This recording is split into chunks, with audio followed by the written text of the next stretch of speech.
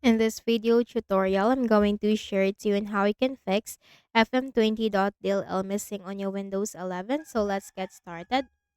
First is we have to check our system type. So go to the Windows search bar and type system info. Take note of your system type and then open a browser. It could be any of the browser.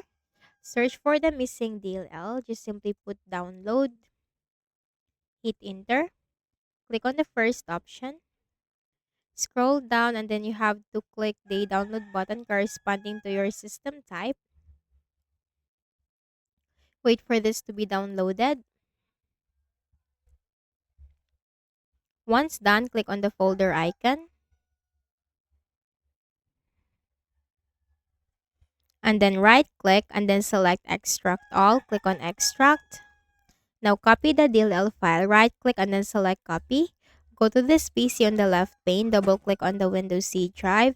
Scroll down to the Windows folder. Scroll down to the System32 folder. So if you're a 64-bit window, paste the DLL file to the System32. If you are a 32-bit, go to SYSWOW64.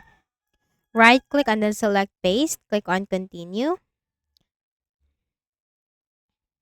Now once done, right-click at the Start button, shut down or sign out, and restart your Windows. Second method, open a browser again and search for Visual C++ Redistributable and hit Enter.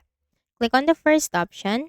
Scroll down and simply click the download button or download link corresponding to your system type and install the Visual C++ on your Windows 11.